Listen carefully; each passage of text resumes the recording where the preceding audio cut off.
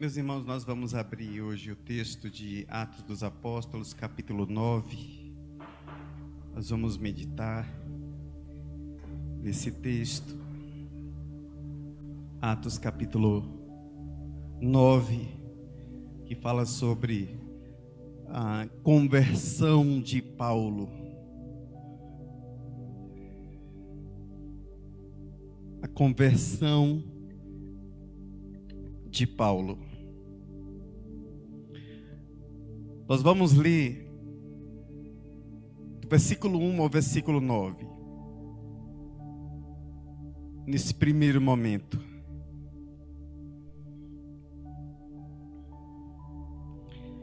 Saulo, respirando ainda ameaças e morte contra os discípulos do Senhor, dirigiu-se ao sumo sacerdote e lhe pediu cartas para as sinagogas de Damasco, a fim de que, caso achasse alguns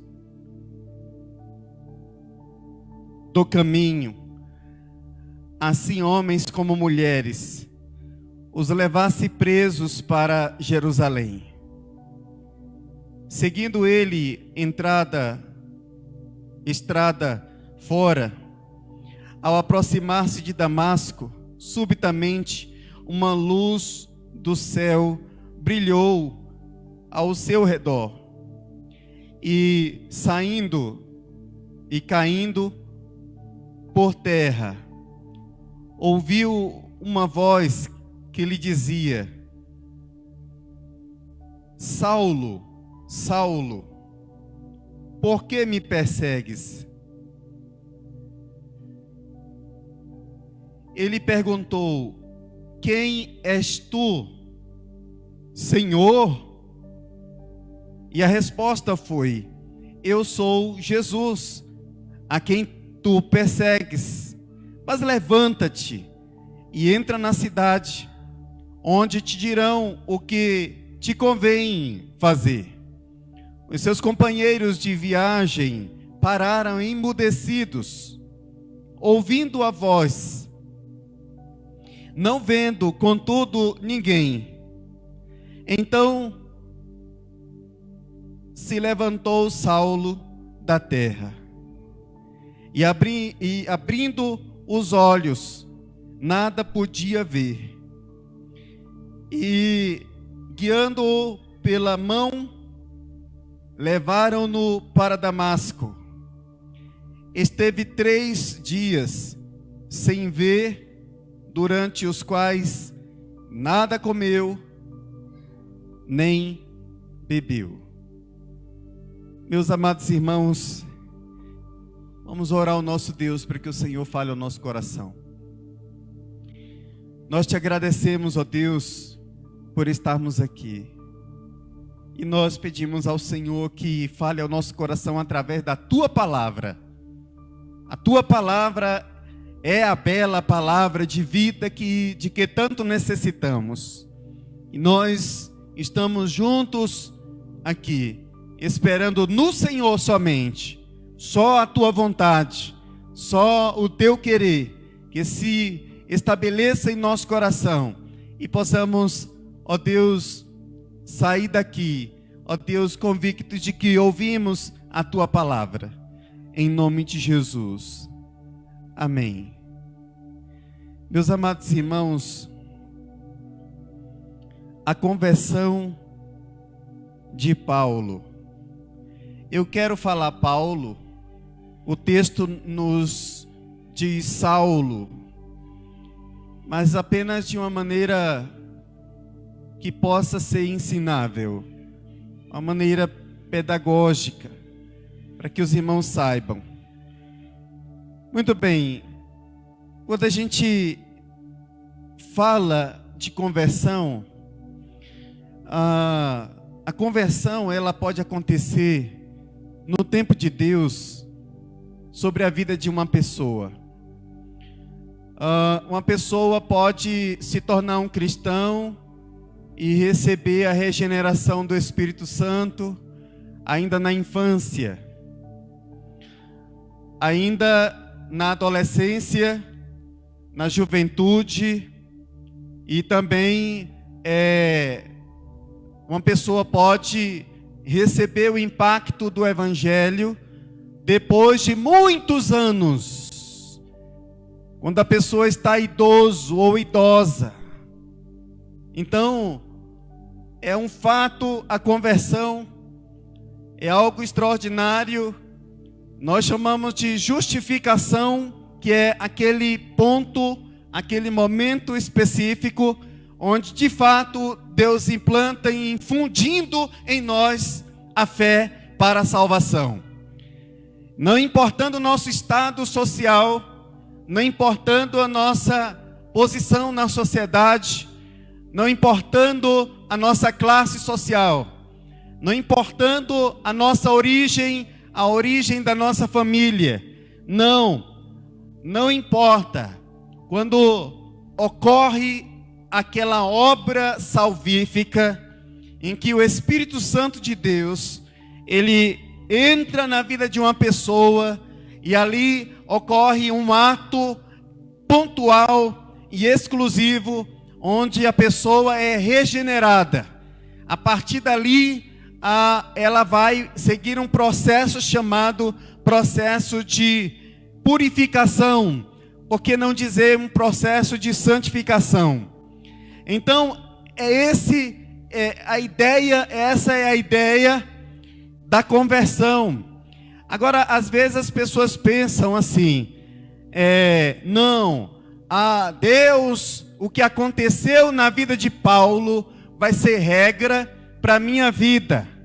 E aí, às vezes, as pessoas acabam dizendo assim, uma luz vai brilhar, eu vou ver, os outros não vão conseguir ver, eu vou ver a luz, eu vou ouvir a voz, e então eu vou me converter. Não é esse o modelo, a regra. Na verdade, a regra é a pregação da palavra, é ouvir a voz daquele que tudo criou, é ouvir o chamado do Espírito Santo, por meio de que Cristo salva, Cristo liberta, Cristo ressuscita o homem das cinzas, do pó. Jesus Cristo ressuscita o homem de seu estado de morte espiritual. Mas espera aí, pastor, Paulo, a conversão de Paulo, mas ele não era um crente, um religioso? Paulo era natural de Tarso, na Sicília. E é interessante que Paulo, segundo as Escrituras, ele foi educado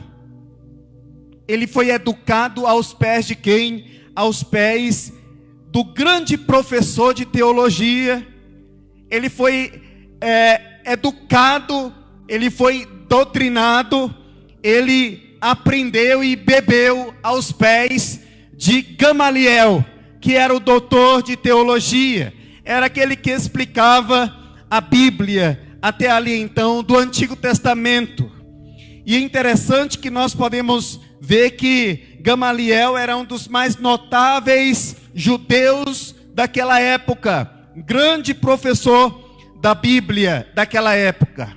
E nós então vemos Paulo como esta personalidade. Paulo tem uma personalidade, e de certa forma, esta personalidade religiosa, porque a Bíblia vai dizer que Paulo era da tribo de Benjamim, ele era realmente alguém da linhagem, de Israel, e especialmente de Benjamim, da linhagem de Benjamim. E nós encontramos então um Paulo que, quanto à lei, quanto às Escrituras, ele era um fariseu, ele era um religioso, ele era zeloso pela lei lá no seu tempo. Mas cá entre nós, a gente pensa assim, alguém que tem os predicados de Paulo, que está entranhada a ideia da religião na vida dele. Alguém da envergadura religiosa de Paulo, ele não conhecia os 3 pilares do cristianismo. Ele não sabia o que era amor, ele não sabia o que era fé, ele não sabia o que era esperança. Paulo não sabia o que era misericórdia. Paulo estava legislando em nome da sua crença, em nome da sua instituição, em nome de sua religiosidade. E ele estava ali envolto e imerso numa cultura profundamente judaica de seu tempo. Como é, pastor, que alguém imerso, que conhecia o decálogo tão bem, a sua primeira parte, nos 4 primeiros mandamentos, que são as prerrogativas das obrigações do homem em sua vida como um verdadeiro adorador, onde ele se volta para Deus, e também ele conhecia os 6 outros mandamentos tão bem, que depois de uma intimidade tão profunda com Deus, tão afinada com a lei, e é alguém então que age dessa forma. Que religião é essa? E aí nós vamos voltar para o texto e ver, irmãos, que Saulo, que é o Paulo, que eu estou me referindo, de maneira mais simples, versículo 1 diz que ele respirava ainda ameaças e morte contra os discípulos do Senhor. Olha aqui, e ele se dirigia a quem? Ao sumo sacerdote. Quem era o sumo sacerdote? Aí você lembra de, vamos pensar, Luiz Fux, o presidente do STF, do Supremo Tribunal Federal. Mas voltando aqui para o aspecto da religião judaica, aqui o sumo sacerdote era o presidente do Sinédrio, que era a espécie de Supremo Tribunal Federal dos judeus. E esse sumo sacerdote, ele está mancomunado com as mesmas ideias de Paulo. E ele então vai autorizar Paulo através de cartas para ir às sinagogas de Damasco, e ali com a finalidade de prenderem, de pisarem, de massacrar, de ferir, de machucar, de levar preso aqueles cristãos. Então Paulo estava agindo e legislando numa causa impiedosa, injusta, mesmo tendo tamanha envergadura, sendo um homem tão habilidoso, tão capaz nas letras. Paulo era poliglota, falava aramaico. Aliás, ele ouve as palavras, quando ele ouve de Jesus, ele ouve em aramaico. Paulo conhecia a língua grega daquela época. E lá no capítulo 26, abra a sua Bíblia, observe o que a Bíblia diz. E Paulo vai discursar diante do rei Agripa. Capítulo 26, do versículo 10 em diante, Paulo vai relatar exatamente a imagem, a cena de sua conversão. Observe, a partir do versículo 10. E assim procedia em Jerusalém, havendo eu recebido autorização dos principais sacerdotes, encerrei muitos dos santos nas prisões, e contra estes dava o meu voto quando os matavam. Preste atenção aqui. Ele dava o voto. Quem sabe no momento em que aquele servo de Deus morreu apedrejado, Estevão, porque diz a Bíblia que Paulo consentiu. Possivelmente ele deu o voto para matar Estevão. E diz mais: muitas vezes os castiguei por todas as sinagogas, obrigando-os até blasfemar. Ou seja, Paulo estava querendo fazê-los apostatar da fé, abandonar a ideia de Deus, a ideia do Espírito Santo, a ideia de Cristo. Como um perseguidor feroz, e demasiadamente enfurecido a fúria de Paulo contra eles, contra aqueles irmãos que serviam a Deus, mesmo por cidades estranhas, os perseguia. Então, queridos irmãos, esta é a imagem, a primeira imagem, é a imagem de um Paulo, um homem que a sua religião o tornou entorpecido, o seu coração está entorpecido, a sua religião o deixou mais seco que um poste. Paulo, nesta primeira imagem, nós vemos um homem cego, um homem violento, um homem assassino, um homem assustador de igreja. E Paulo assustava a igreja. Como era duro para aqueles irmãos quando Paulo chegava em seus cavalos, juntamente com seus soldados, com as cartas nas mãos, para persegui-los, para apunhalá-los, para levá-los à morte.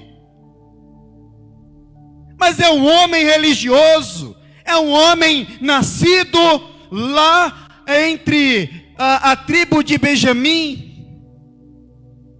da linhagem, um homem violento, um homem perseguidor, um homem que não tinha Cristo. Porque um homem, ele só é capaz de fazer o mal, de cumprir, Júnior, as obras da carne, tudo aquilo que está listado em Gálatas. Vamos lá para Gálatas capítulo 5.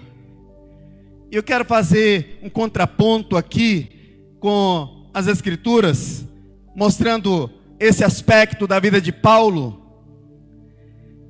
E aí, capítulo 5 de Gálatas, a partir do versículo 19, olha quem Paulo, o reflexo das ações de Paulo.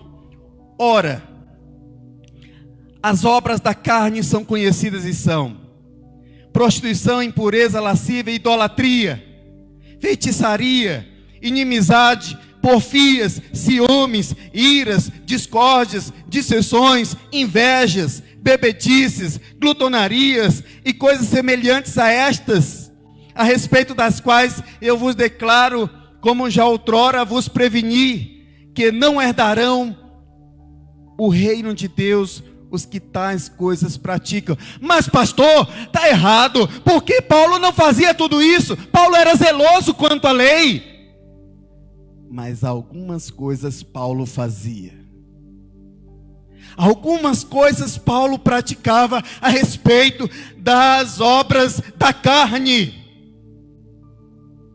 Paulo agia como um louco, ele era dono de si, ele era dono da sua própria vida, Ele não era dominado pelo Espírito Santo. Ele era dominado pela sua crença religiosa, pela sua intelectualidade, daquilo que ele acreditava, dos aspectos externos da religião. E isso fazia com que ele perseguisse por zelo religioso. E não estava nem aí. O que importava era perseguir. Nada mais importava na vida de Paulo. Se ele ia ferir alguém, se ele ia machucar alguém, se ele ia deixar alguns soldados ensanguentados ao longo do caminho. Eram mulheres e homens, famílias inteiras, devastadas. Mas como que pode isso?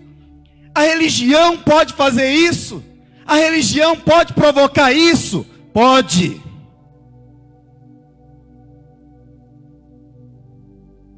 Porque não é a religião que salva, não é a religião que transforma, não é as tradições das igrejas que transformam ninguém. Quem transforma é Cristo Jesus, o Verbo encarnado que veio. As tradições humanas matam muitas vezes, machucam muitas vezes. Quantas igrejas não estão vazias por causa de tantas tradições humanas? Pessoas que expulsam outras pessoas da igreja. Então aprenda isso: quem salva é Cristo, quem liberta é Cristo.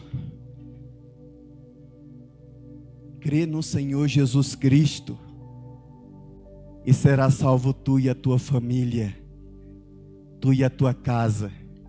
Então esta figura primeiro aqui de Paulo representa o homem caído. Ele está perdido, ele está morto, porque ele não conhece a Cristo Jesus. O estado de morte apenas pode produzir o que é mal. Por isso que Paulo só produzia o que era mal. Por zelo religioso. Em segundo lugar, meus amados irmãos, Paulo e o único meio de redenção. Olha aí o versículo 3 ao versículo 4.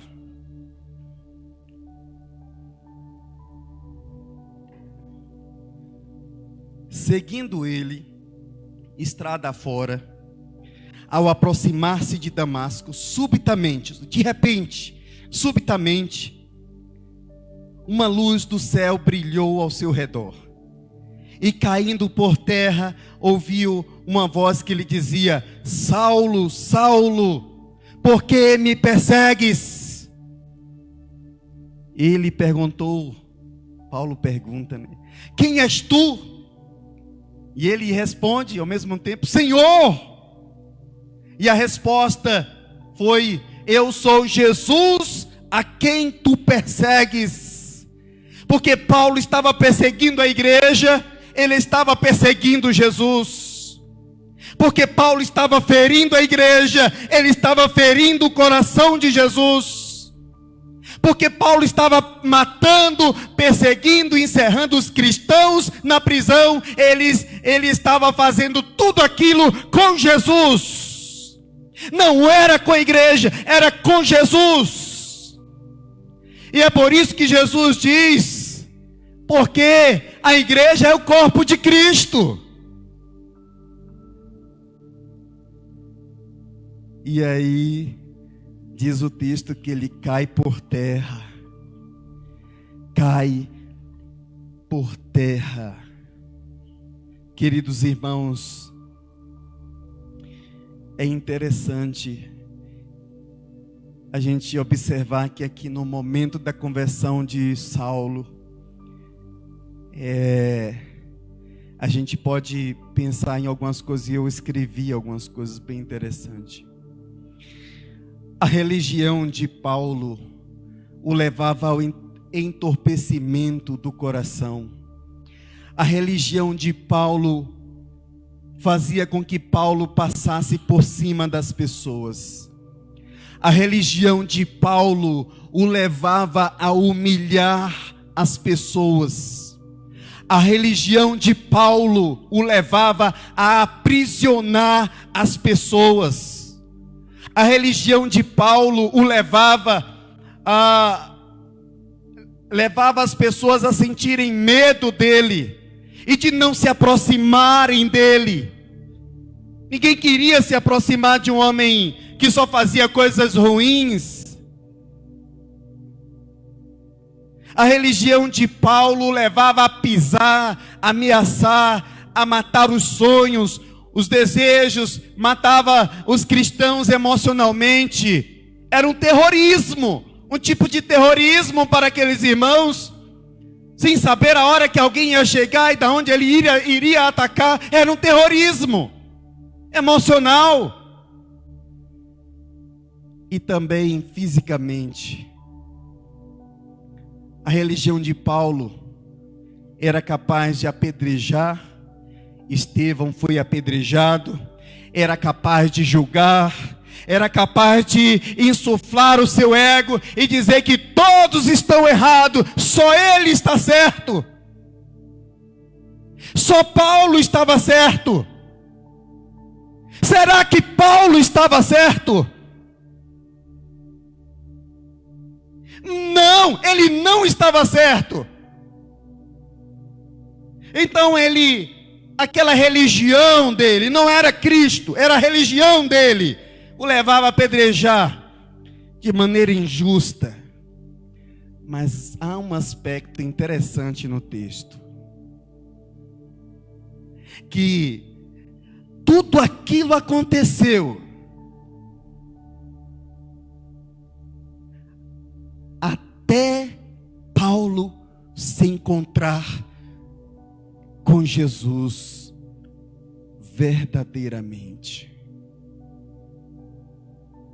Não tem, quando o homem se aproxima de Deus, não tem como ele permanecer em pé. Diz a Bíblia que Paulo, quando a luz brilhou sobre Paulo, ele caiu por terra. Sabe por quê? Porque cai por terra o seu saber. Sabe por quê? Porque cai por terra a sua arrogância. Sabe por quê? Porque cai por terra toda a influência de uma religião morta, vazia e sem vida. Cai por terra todo egoísmo. Cai por terra todo antropocentrismo. Cai por terra. Nós nos derramamos diante de Deus, irmã Ivone. Nós caímos, nós nos desmanchamos. Não tem como a gente continuar se sustentando por nós mesmos. Vai cair por terra todo projeto humano.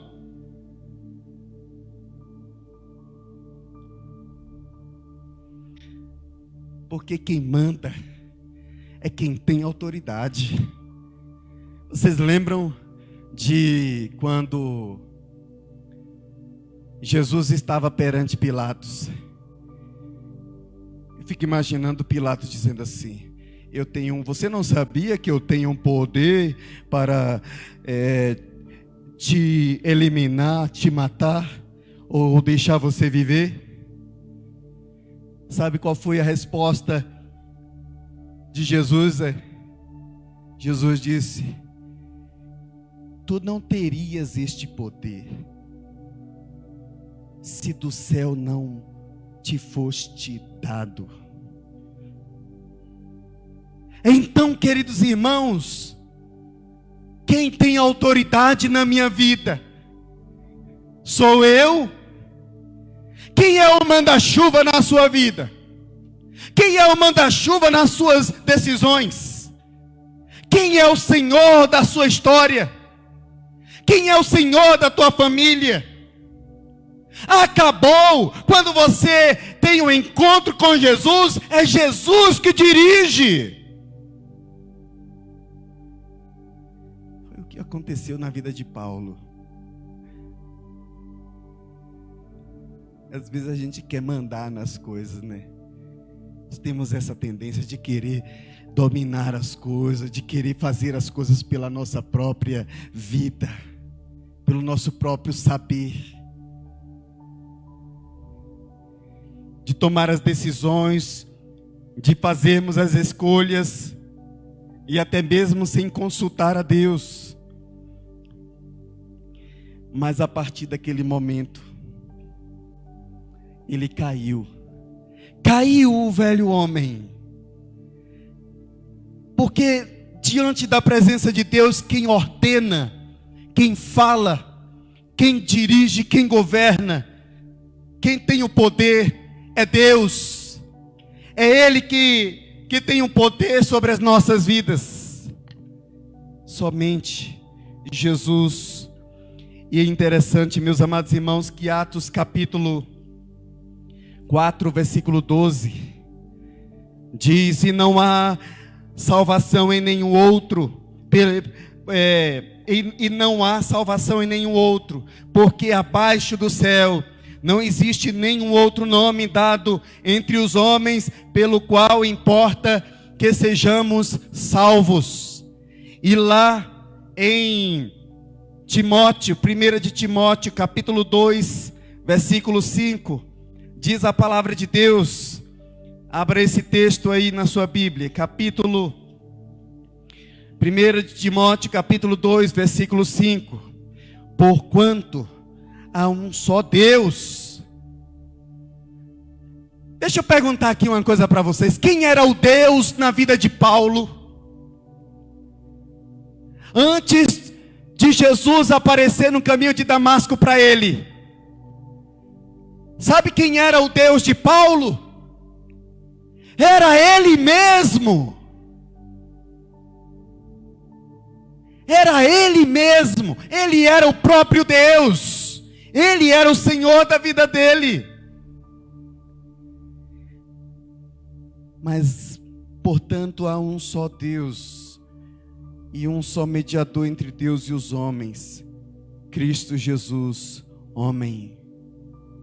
Então, queridos, a gente pode perceber que quem ordena, quem dirige, quem governa, quem lidera, quem ordena todas as coisas é o Senhor.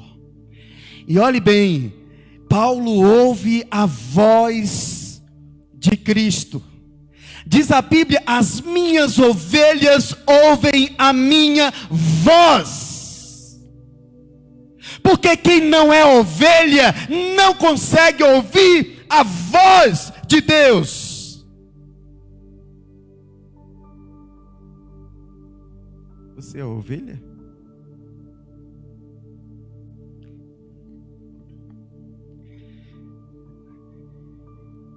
Tem um cântico muito interessante. Eu vou tentar cantar, eu não sou muito afinado não, a voz não é boa não, viu Zé? Mas reflete tudo isso que a gente está falando aqui.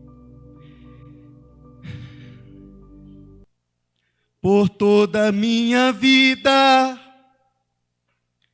ó Senhor, te louvarei, pois meu fôlego é a tua vida, e nunca me cansarei.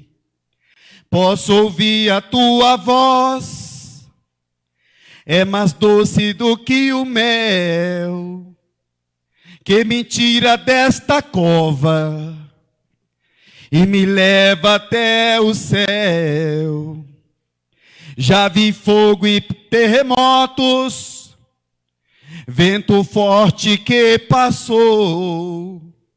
Já vivi tantos perigos, mas tua voz me acalmou. Tu dá ordem às estrelas e ao mar, aos seus limites. Eu me sinto tão seguro no teu colo, ó Altíssimo. Não há ferrolhos, nem portas que se fechem diante da tua voz. Não há doenças, nem culpa que fiquem de pé diante de nós. E a tempestade acalma na voz daquele que tudo criou, pois tua palavra é pura, escudo para os que nele crê. Então, na voz daquele que tudo criou, aquela tempestade na vida de Paulo foi desfeita. A graça de Deus foi derramada sobre Paulo quando ele ouviu a voz de seu mestre. Esse cântico, ele reflete muito isso. Havia um terremoto na vida de Paulo, havia uma angústia na vida de Paulo, havia um psicopatismo na vida de Paulo, movido por um sentimento religioso falso, hipócrita, não verdadeiro, morto.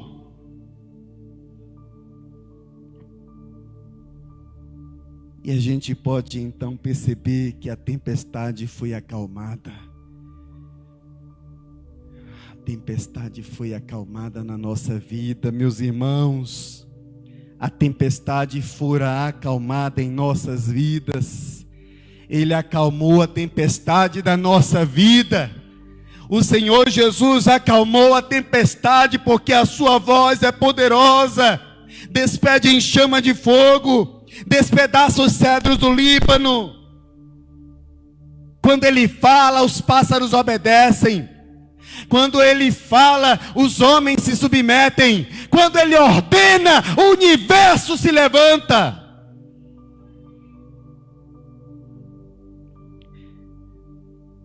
A tempestade se acalma na voz daquele que tudo criou. Mas há um objetivo, porque Paulo foi transformado para transformar. É interessante, meus irmãos, para concluir aqui, que no versículo 15 do capítulo 9 de Atos, a palavra de Deus diz assim: mas o Senhor lhe disse: vai, porque este é para mim um vaso escolhido para levar o meu nome perante os gentios e reis, bem como perante os filhos de Israel, pois eu lhe mostrarei quanto lhe importa sofrer pelo meu nome. Ele era um vaso escolhido, ele era um instrumento nas mãos de Deus, Júnior. Nós somos instrumentos nas mãos de Deus. Nós fomos transformados para transformar outras vidas. Nós não podemos deixar com que as coisas desta vida nos impeçam de prosseguir, de falar de Jesus. Então, Paulo foi usado por Deus e muito usado. E a partir dali, então, ele passou a ser perseguido. Mas todas essas coisas que aconteceram na vida de Paulo aconteceram exatamente porque o objetivo de Jesus, a meta, o alvo de Jesus tinha que se cumprir na vida de Paulo. Pergunta: o alvo de Jesus está se cumprindo de fato e de verdade em minha vida e na sua vida? Que você possa pensar sobre isso. Eu não sei se você já teve o encontro com Jesus de verdade, um encontro transformador. E a gente sabe que Paulo já era um homem experimentado, um homem de idade, um homem muito sábio nas letras. Mas Paulo, assim como Nicodemos, precisava nascer de novo. E Paulo foi quebrado. E Paulo foi dobrado por Deus. Paulo ficou 3 dias sem enxergar, sem comer e sem beber. Mas Paulo, ele foi transformado de verdade, irmãos. Quando uma pessoa convertida de verdade, ela ama o Senhor Jesus, ela é capaz de ser perseguida, de ser ferida, ela é capaz de sofrer. Quando uma pessoa ama o Senhor Jesus, ama a sua palavra, ela é capaz de se expor e pregar tanto o evangelho lá fora, que ela é capaz de ser perseguida, falando do amor de Cristo. Você já é uma pessoa convertida, você já é uma pessoa que realmente recebeu a regeneração do Espírito Santo de Deus na sua vida. Ou talvez você ache que você nasceu na igreja, mas você tem dúvida em relação à sua salvação, porque não é o fato de você ter nascido na igreja, que isso reflete, e que de fato e de verdade você é uma pessoa salva, regenerada. Talvez você apenas é um religioso ou uma religiosa no meio de uma igreja, no meio de sua instituição.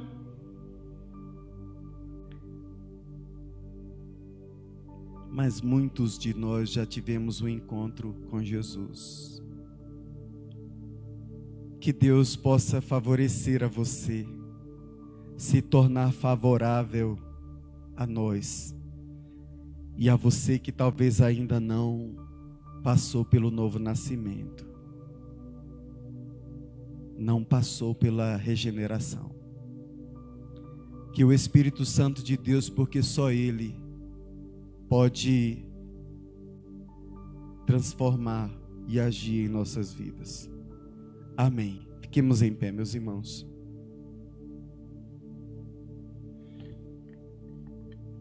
Oremos ao nosso Deus. O pastor vai orar e vai impetrar a bênção apostólica. Senhor, nós te agradecemos por este momento. E nós te agradecemos pela tua palavra, Senhor. Que o Senhor continue falando ao nosso coração. E que o Senhor continue nos ajudando a entender e a meditar na tua palavra, Senhor. Que o Senhor nos venha sobre as nossas vidas e nos traga a iluminação da tua palavra sobre todos aqueles que estão aqui. Nós oramos também sobre aqueles que possivelmente está assistindo ou assistirá, ó Deus, esta mensagem depois, a pregação do teu evangelho. Porque só o Senhor é o centro. O Senhor é que ilumina a nossa alma. O Senhor é que determina todas as coisas sobre as nossas vidas. Nós oramos, Pai, te agradecemos e te pedimos que fortaleça a tua igreja. Fortaleça a tua igreja, o teu povo aqui. Fortaleça a tua igreja, o teu povo onde a tua igreja, Senhor, ó Deus, está reunida em toda a face da terra. Nós pedimos ao Senhor a tua graça, a tua presença sobre todo o teu povo, em nome de Jesus. E agora, meus amados irmãos, que a graça de nosso Senhor e Salvador Jesus Cristo, o amor de Deus, o nosso Pai,